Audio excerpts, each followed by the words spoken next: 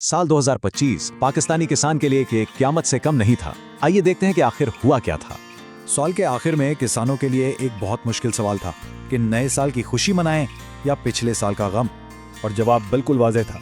2025 किसानों के लिए तारीख का शायद बदतरीन साल था। ये एक ऐसा साल था जब किसान ने एक के बाद एक अपनी फसलों के जनाजे उठाए।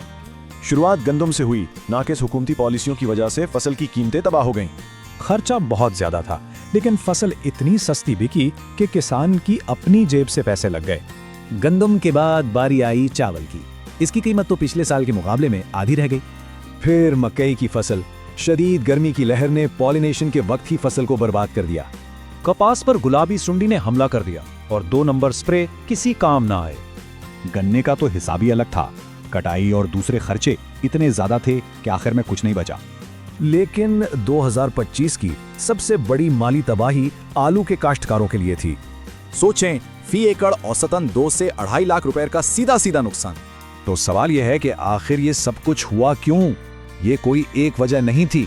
हुकूमती पॉलिसियां, महंगी खादें, मौसम की शिद्दत और सैलाब, सब ने मिलकर किसान को तबाह कर दिया। किसान इस मुआशी और माहौलियाती चक्की के 2 पाटों के बीच में बुरी तरह पिस गया। इतने बुरे साल के बाद अब सारी नजरें 2026 पर है। क्या कोई उम्मीद है? बहाली के लिए कुछ चीजें अहम हैं। गंदम की अच्छी कीमत, अफगानिस्तान बॉर्डर का खुलना और नई मंडियां। कुछ उम्मीदें हैं, जैसे गंदम की कीमत बेहतर हो सकती है और अफगानिस्तान से तिजारत भी मदद कर सकती है। लेकिन असल सवाल वही है, क्या 2026 किसान की किस्मत बदलेगा? इस तरह की मजीद मालूमात के लिए हमारे चैनल को जरूर सब्सक्राइब